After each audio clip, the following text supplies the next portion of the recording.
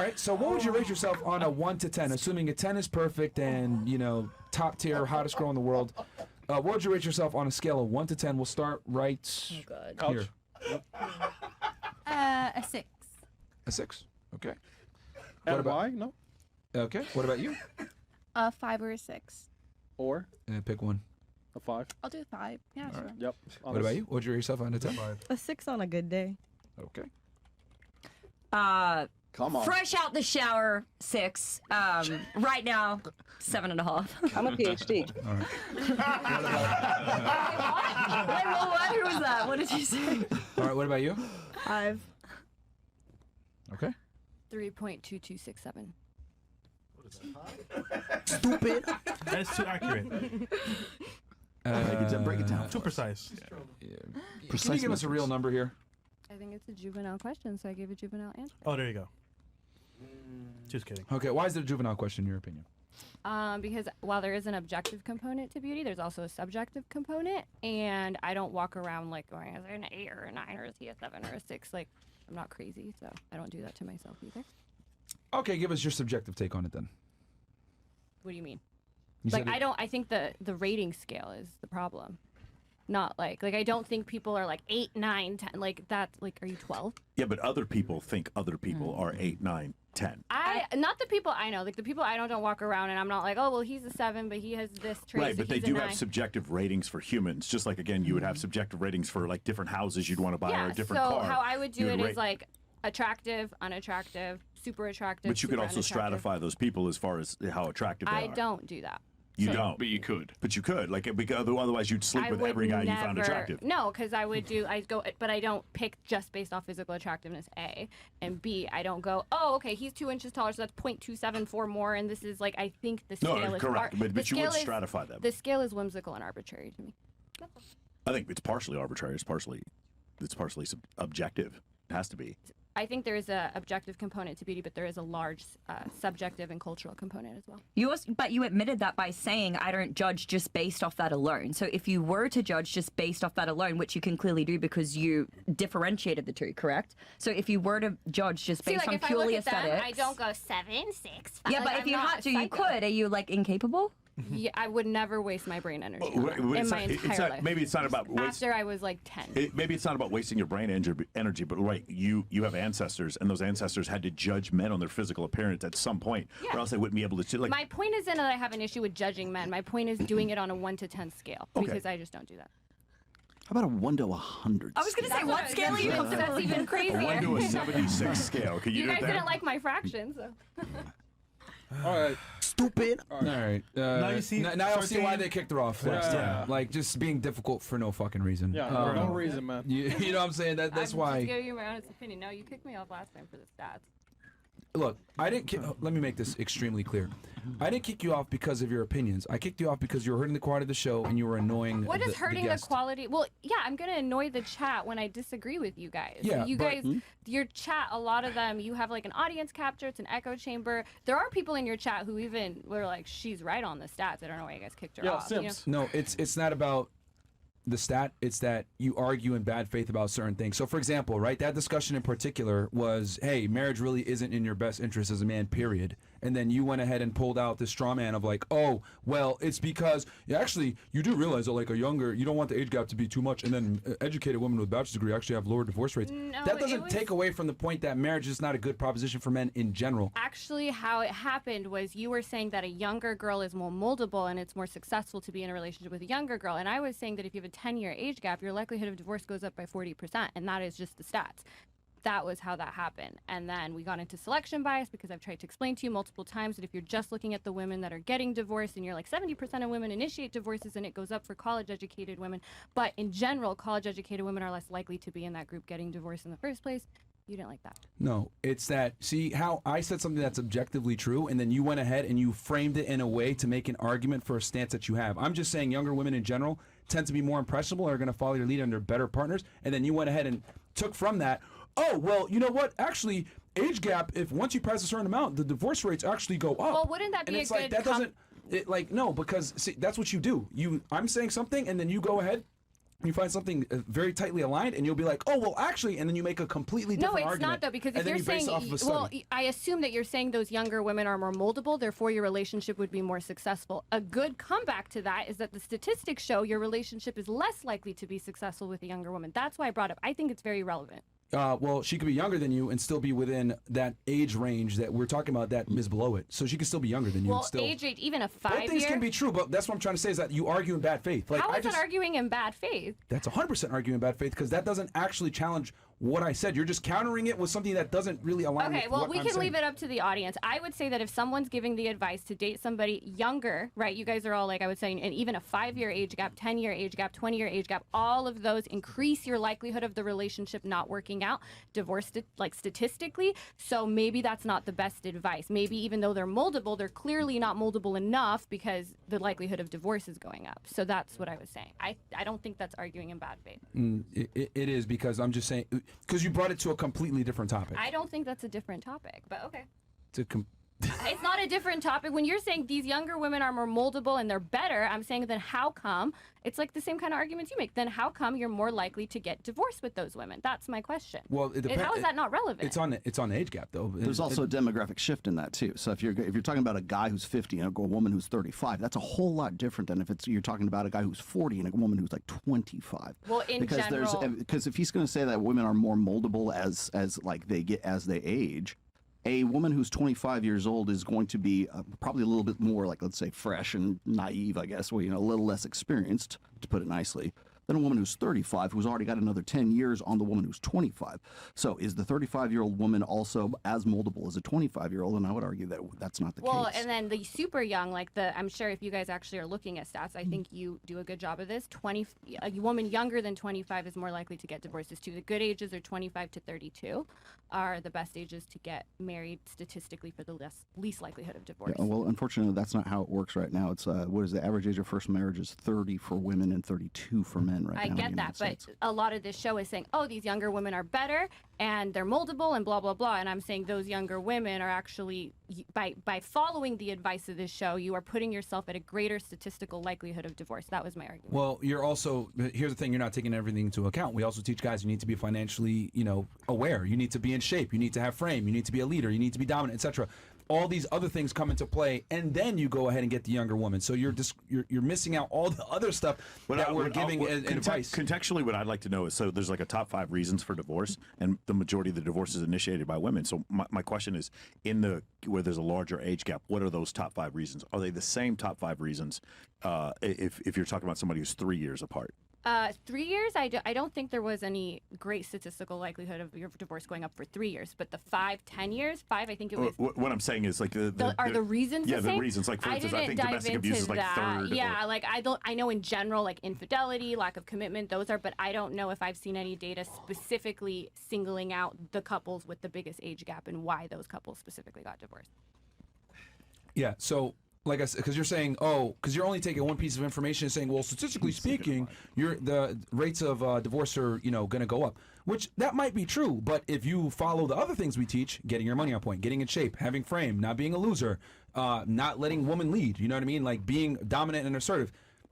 That's going to make you way more attractive. I mean, maybe, but I wouldn't. I haven't seen any data on that either. That if you're this and you're that and you're richer, then the woman that's 10 years likely is less likely, 10 years younger than you is less likely to divorce you. I think the money, because there is a lot of evidence that the more money you make up to a certain point. 300K. Yeah, and then it goes to like 600 and then it goes up and it's like a whole thing. But other than that, I haven't seen that fit men are less likely to get divorced or any of those other things you're saying. The money one is the only one that has statistical I'm significance. curious how you measure fit men getting divorced. I don't know. Yeah, That's why I'm that would asking. be No, you never would. But and there's probably never going to be a way to measure that. But what I am saying is that when you look at guys that get divorced or whatever, what happens? They don't see it coming. Why don't they see it coming? Because they don't understand female nature. They don't understand frame. They don't understand being I see attractive. what you're saying, yeah. So that's what I would use to measure it. I think what he's saying is what you're saying is relevant, but the thing is these are men who are just dating women because they're younger and they're still not prepared to date women at all, and so the difference in age gap is a problem. But you're saying if you're financially successful and you're able to lead, that this would not be an issue. Yeah, because the thing is, when most guys get divorced, they don't see it coming a lot of the times. So when they don't see it coming, well, that tells me you don't know what the fuck is going on. You're unaware. You or don't realize that you already lost a relationship years ago, months ago, whatever, and it's because you don't have frame. I'd be curious as to, I think one of the main reasons why a woman who's like 15, 10, even 20 years younger than someone is marrying them, I think they would be financially stable, but maybe they're not. Well, yeah, that's of course that's a component, but that's the problem because he relies on that too much. With all due I have respect, this- all speculation. wait, I want to say something quickly. I think with all due respect, even if you have all those great things going for you, when it comes to people getting young and people getting married young in general, they're much more likely to divorce. And I think a big part of that is that your brain is fully not developed. You're still not, your long-term decision-making skills are not fully developed. So I think like even if you're like this amazing guy, if you're getting married with a woman who's like too young, as she like matures and grows older and that part of her brain changes, she might start making different decisions. So I think that's another reason to keep in mind that like, hey, maybe waiting like a little bit later is a better choice because she's more emotionally and mentally mature and can make stable decisions. Yeah, and 25, I think that's literally 25, 26 is when the prefrontal cortex fully develops. Right. So it's That's funny you should say that. Couples who marry before age 32 experience lower divorce rates. Well, look at between 25. There's a sweet spot in terms of marital age for those looking for the least risk of divorce. That's because couples who marry at 25 are 50% less likely to divorce compared with couples who marry at 20. But those who marry after age 32, divorce rates increase by 5% per year until the age they are wed. Yeah, that's why I said 25 to 32. So that So lines, younger, it lines with exactly. what well, I said. 25 is a sweet spot, right? Yeah, 25 to 32. People, when they say, oh no, get a woman as like young as possible, 18, that's when you start running into the fact that her brain's not fully developed. So you might, even you can be this amazing person, she's still not fully emotionally, mentally matured. Between 18 and 28 is when women are in their party or their whole phase, as it is anyways. That's when they're at Well, their here's the peak thing. agency. What's better for her to be molded by society or be molded by you? Yeah, she's impressionable at that point, and she isn't like fully developed, as you guys would say. But why not develop her under your frame, where she understands through your lens how to operate, how to move, how to behave, etc. I think it's better for me to take her when she's still impressionable and mold her into the woman that I want versus society doing it for me. Let's be honest, society's going to turn her into a promiscuous whore that thinks that it's okay to sleep around and do a bunch of stupid shit and have indiscriminate sex with the highest status guys that she can get, and then she's going to be fucked up when I get her. Well, I think the point is that even if you try to mold her, just because like mentally she's not fully developed, she might be making these choices with you that once her prefrontal cortex is fully developed, she'd be making different choices. So it's like, okay, like you can still find a partner that has your same values aligned, that you don't risk the whole idea of like, oh no, now you have the mental maturity, things have changed, the brain chemistry has changed, and now you have that risk. So I think it's a little bit less riskier to find. Could the risk be because men find her the most attractive in that time period between, let's just say, 18 and 23, that also her relative attractiveness, she's aware of it because of, let me say, social media, that makes it more likely for her to want to divorce. You saying that? No, I think the risk is literally just the fact that since the prefrontal cortex isn't like fully developed and hasn't slowed down yet, like if people find her attractive, don't find her attractive, it's just not the same level of decision making, a 23-year-old making a decision as like a 25-year-old. Right, but that's what I'm saying. Like so for instance, her ability to determine this is wrong, I'm in a relationship and I shouldn't be doing this, is not fully formed before the age of 25. So even though she's more attractive to most men, her ability to stay in the relationship is going to be harder for her because she's under the age of 25. So do you think they're all divorcing under the age of 25 too? Because I think the average amount of years people are married like 7 years. So are you saying that 5 to 9, so 7. Yeah. So are these people that are marrying at like 19? You're saying they're getting divorced? I don't know. That's what I'm asking. I'm saying the proposition of, is that one of the reasons why you think that the divorce rate would be higher with a greater difference in age? Why do you think? Is that why you think? I don't know. It could be. I mean, Okay. because right, like we want them more, but that means they have more options. So in that case, they would need to be divorcing while they're still in their peak ages. So that It could be. So I mean, so I'd 5 be 7 years. interested in seeing that. 18 to 25 is 7 years. Yeah, maybe, but yeah. I don't know. if And that's also keep their- in mind, women are fairly delusional as to like where their sexual market value peak actually is. Women tend to think it's 5 to 10 years actually what it really is. So then that would be going kind of against. No, but you're saying they'll like you said women will divorce at like what 25 to 32. No, I said 25 to 32 is the best ages where they'll be least likely to divorce. Under 25 has a higher likelihood, and over 32 has a higher likelihood. Sorry, Hero. Well, the other thing too is that I would say the internet, right? The grass is well, that's the whole. When I'm looking at the study right there, it's comparative to where we were like in the 20th century versus the 21st century. So if you look at divorce rates, they tend to be going down because fewer and fewer people are actually getting married in the first place. So we're at the lowest rate of marriage in like recorded history, like 5.1 per 1,000 or 6. I think we might have come up to 6 recently, but it was at 5.1. And has gone steadily down since 1965 when hormonal birth control was introduced. Do you know the one group of women where it's not going down for, though? It is highly educated women and women of high socioeconomic. Yes, because we're they have more resources to lose. That's why. But still, so there's validity in what you're saying, but also the ones who do get divorced are the ones who are college educated. So the stats reflect in both ways. No. So the ones who are least likely to get divorced are the ones who are college educated, but then the ones who get divorced, the majority of them are the college educated ones. That doesn't make sense. No. So two different stats. Think about it. Separate your brain. The ones who, so you're saying that there are women who are college educated, they are the least likely to get divorced, but of the ones who do get divorced, the majority of those women who do get divorced are college educated. Get it now? I would say that those women that are, yes, I think if you're college educated, you have resources, you're going to be less likely to stay in a shitty situation for money. I agree with you there. Okay, but you see how they're saying that the stats play out from that perspective as well. And another thing that I want to mention is I think the disparity when we're talking about these stats is like, when you're talking about people breaking up at these ages, most of them aren't being taught this information about how to be a high-value man, how to exemplify these various different characteristics. So what they're talking about comes from a totally different frame versus the statistics that we're looking at for most divorces or separations or whatever it may be. I'm just saying, like, if you want to lower your likelihood of divorce, the 3 things you should be doing is a woman who's between 25 and 32, it's her first marriage, and she's college educated. If you can get someone with my level of education, the divorce rate cuts in half. Highly educated people, one, we're getting married more than everyone else is going down, we're going up. This is the best thing you can do. If you want to have a long marriage, go get college educated, marry between 25 and 32. What about a woman's previous sexual partners before she's married? So there's that. Are you talking about the Institute of Family Studies? So I guess in that case, after 9 or 10, it goes up, but 2 is apparently the worst. If you have 2 partners, you should have sex with a few more, and then you'll be in the sweet spot, I guess. What I meant before was the concept of, I don't know if you can pull up that study, but the new one, right? Yeah. So when they surveyed women, they surveyed 7,000 women, and they asked them, the ones who said that they cheated and the ones who said they didn't cheat.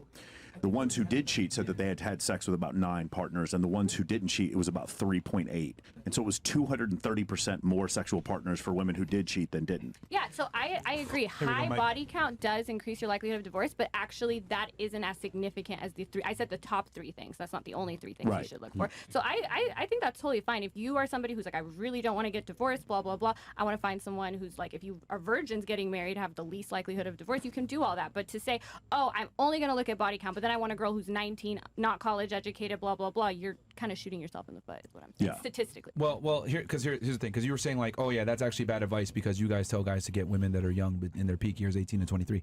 What I'm saying is that that's just one component of what we tell guys to do. But on top of that, right, that ability to do that is contingent upon your skill set as a man and your competence. Are you getting money? Are you in shape, etc.? Are you actually more than likely the best option that she can get compared to her peers? If the answer is yes, then you're going to be fine. Like, I get what you're saying. Well, actually, how do you know they're going to be fine? Do you just feel it? How do you, like, where are you getting that if you have your money right, etc.? Because I assume that if you're a 20-year-old and you're marrying a 35-year-old, you're not going to marry, and you're attractive, you're not marrying a broke 35-year-old, but you're still going to be likely to divorce him. So I'm curious as to why you think that. Because what you're saying here is you're just going off of just strictly age, but for average people too. Like, remember, keep in mind, a lot of these guys that are getting divorced, etc., they're fucking suckers. Oh, happy wife, happy life. My wife is the boss. Like all this bullshit that we've indoctrinated men to believe where women are leaders. They're not. And do you think this is overrepresented in the group that's marrying younger women than the norm? 100%, because most men are simps, and most men don't understand what it takes to be attractive to women, because the things that make a man attractive are not politically correct. So it's not often taught. If you do teach guys these things, what happens? You get canceled. You get called a misogynist. You get labeled like we are, where we're assholes. But we tell guys what it takes to really be attractive to women. And unfortunately, when you display these things, it's unfavorable to women because you start to reveal the unflattering realities about female nature. Women want the best guy. Women want a guy that's better than them in every single regard. Women are very surface level when you actually look at what they're attracted to. Women, what they're attracted to is actually way more linear than guys think from a physicality standpoint.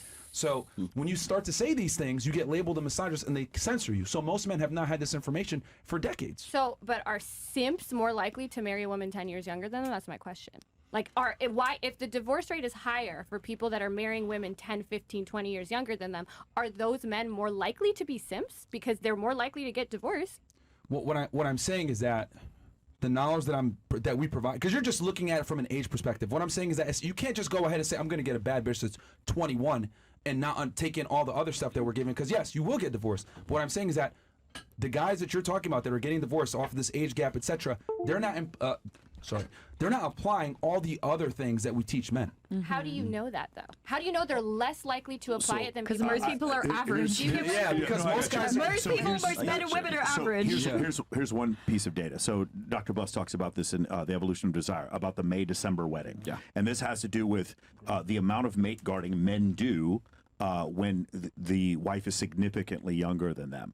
And so what he's saying is, like, these are behaviors that generally we would consider, like, can we say simpy behaviors? We're off Twitch. We're on YouTube and it's just like being like overly reactive in the situation and not having boundaries to the point where they get like digging through their phone. Or what if I had to dig through my girl's phone, I would just break up with her. Do you understand? And so the point is, this is essentially what Dr. Buss talks about. In these relationships, there's exceptional mate guarding, which comes off as like, kind of beta behavior. And so I think that kind of leads to what he's saying. So then you would say that you are more likely to exhibit that beta behavior if you're marrying a woman that's way younger than you? Well, the reason why is because she is so much. I just want to know. Right. So the point I'm trying to make is because she is more attractive to more men. Like the point at which she'd get more right swipes. This is just one data point.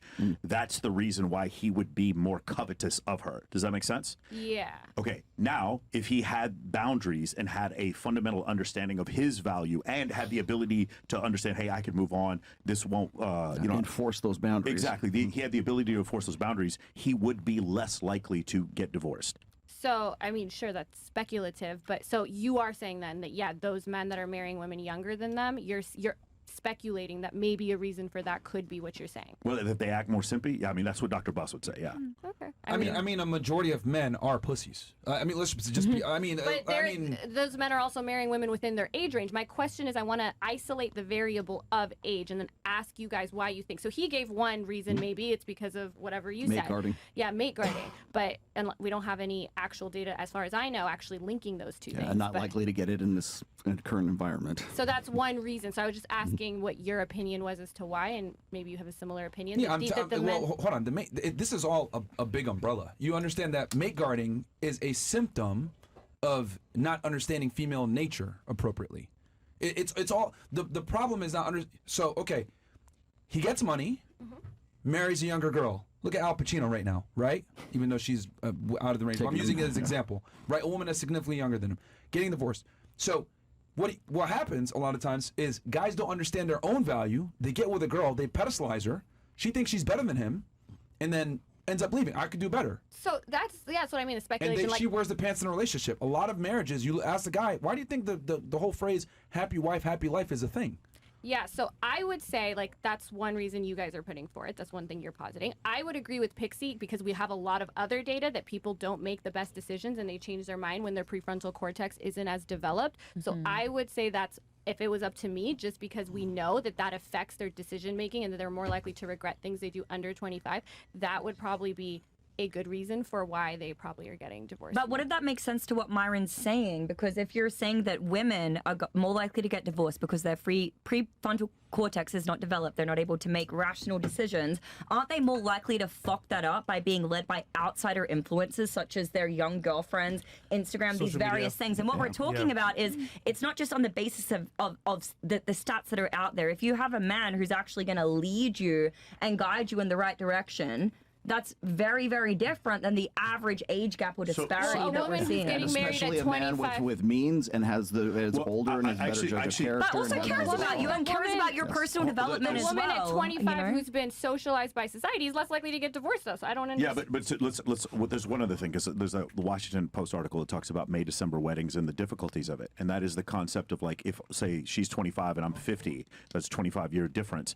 When the kids are in college, I'm going to be 68 years old and she's however old she is, and there's a difference. And one thing that I think makes a difference is that 46 and being in shape is very different than the average 46-year-old man who's got like a BMI of 50 whatever. So I think that's another issue in this case, and so that's the issue. Like, what I'm saying is, you get to a point where I can't play football with my son because I'm too old, but if you keep yourself in shape, then I don't think that would be as much of an issue. Yeah, I'm sure if you keep yourself in shape and you stay attractive to your partner, your likelihood of divorce is lowered. I agree with that. But we don't know what to isolate here. All we know is that men who get married to women that are significantly younger than them, and the more younger they are, the higher your likelihood of divorce. Now, you guys are saying if you have enough money and blah, blah, blah, although I would speculate that these women that are marrying the 25-year-old who's marrying the 40-year-old is probably doing so because he's at least well off somewhat, because he's, so She just thought I was funny. High value man. She thought you, yeah. She just thought it was I funny. mean, sometimes our Well, she's a attractiveness high-value man, comes with that as a byproduct as well. Don't you agree that when you see a man who's like confident, assertive, the attractiveness also comes as a byproduct of that, and may not necessarily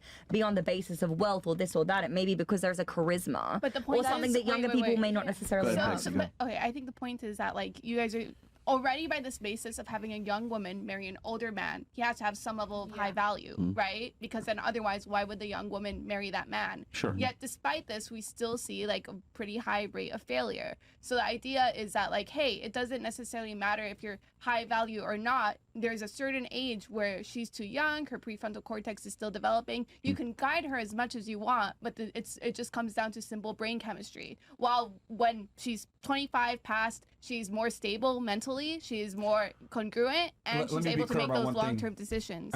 So here's the thing. I don't know, Having Amy's high still kind of value and having wacky game right are now. two different things. There's plenty of guys, and I don't want to make this very clear for the ladies too, just so we understand.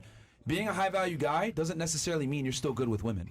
There's plenty of guys that are high value, that have their shit together, have some status, have some respect, etc., but they're terrible with women. Yeah, specifically, I remember, again, from Evolution of Desire, is the concept of, if I am in my 50s and she's 25, my ability to replace her is less.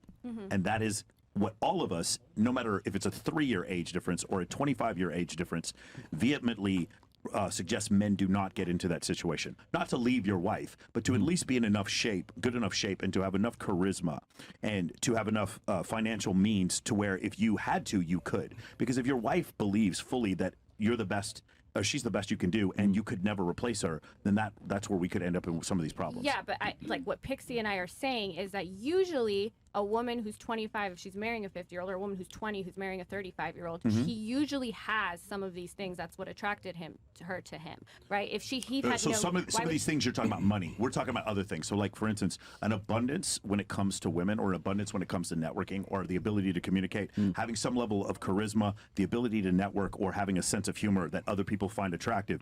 That network, those things right there, a lot of men won't have. Now, what happens is, because she, in his mind, she's much less replaceable. He can't get another 25-year-old girl, or he believes he can't. That's going to be a situation where she's more likely to leave. And in this situation, her, from the outside looking in, or from the inside looking out, from her situation, she's getting a lot more right swipe. She's getting a lot more attention. She's receiving a lot more stimulus because of her age. And so those two things together may cause a higher divorce rate.